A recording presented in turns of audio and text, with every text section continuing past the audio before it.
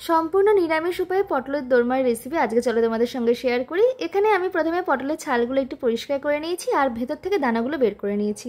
অন্যদিকে কড়াইয়ে তেল দিয়ে তাতে একটু নুন দিয়ে আমি পটলগুলোকে হালকা করে ভেজে নিয়েছি। পটলের কিন্তু দুদিকে মুখটা আমি কেটে দিয়েছি। তারপরে দেখো আমি একটা মিক্সিং বোল নিয়ে সেই পটলের দানাগুলো বের করেছিলাম সেগুলো একটা পেস্ট বানিয়ে নিয়েছি। কড়াইয়ে তেল দিয়ে তাতে পাঁচফোড়ন দিয়ে সেই পটলের দানার পেস্টটা দিয়েছি আর দিয়েছি একটা আলু সিদ্ধ।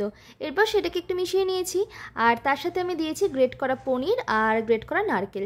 এরপর সেটাকে আমি একটুখানি নেড়ে চেড়ে নিয়েছি আর এর সাথে আমি দিয়েছি আমাদের রোজকার যা রান্নার মশলা থাকে, নুন, হলুদ গুঁড়ো, জিরে গুঁড়ো, ধনে গুঁড়ো আর একটু লঙ্কার গুঁড়ো। তারপরে সেই মশলাটাকে বেশ ভালো করে মিশিয়ে নিয়েছি আর নামানোর আগে একটু চিনি দিয়েছি যাতে একটু মিষ্টি মিষ্টি লাগে। তারপরে একটা মিক্সিং বোলে আমি 7-8টা কাজু নিয়েছি, কিশমিশ আর 2 চামচ মতো পোস্ত নিয়ে সেটারও একটা পেস্ট বানিয়ে নিয়েছি। তারপরে এখানে ভাজা পটলের মধ্যে আমি যেই পুরটা রেডি করেছিলাম সেই পুরটা দিয়ে মুখটা কিন্তু ভালো করে আমি আটকে দিয়েছি। তারপরে সেই কড়াইয়ে আমি তেল দিয়ে তাতে 2টো শুকনো লঙ্কা, 2টো তেজপাতা, গোটা জিরে, গোটা গরম মশলা দিয়েছি আর দিয়েছি একটু আদা গ্রেট করে। আর এখানে লঙ্কাটা নিজেদের তোমরা যে যেমন ঝাল খাও সেই পরিমাণ মতো দিও। আমি 4-5টা মতো লঙ্কা চিড়ে দিয়েছি আর তার সাথে দিয়েছি একটা টমেটো কুচি। তারপরে সেটাকে আমি বেশ ভালো করে একটুখানি ভেজে নিয়েছিলাম মশলাটাকে। আর এর সাথে আমি দিয়েছি পরিমাণ মতো নুন, হলুদ গুঁড়ো, জিরে গুঁড়ো, ধনে গুঁড়ো আর তার সাথে দিয়েছি একটু কাশ্মীরি লঙ্কার গুঁড়ো। তারপরে মশলাটাকে বেশ ভালো করে আমি এখানে কষিয়ে নিয়েছি। তারপরে যখন টমেটোটা টেক্সচারটা এরকম হবে, আমি যেই কাজুর পেস্টটা বানিয়ে রেখেছিলাম সেই পেস্টটা আমি এখানে দিয়েছি।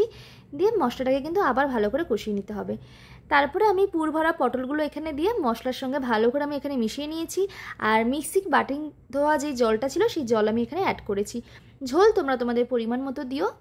আর এখানে আমি চিনি দিয়েছি একটু যাতে স্বাদটা ব্যালেন্সের জন্য। 10 থেকে 12 মিনিট আমি ঢাকা দিয়ে রেখেছিলাম। ঢাকা যখন খুলেছি দেখো ঝোলটা অলরেডি মাখো মাখো হয়ে গেছে। নামানোর ঠিক আগে একটু ঘি আর গরম মশলা দিয়ে 1 মিনিট মতো আমি ফুটিয়ে নিয়েছি।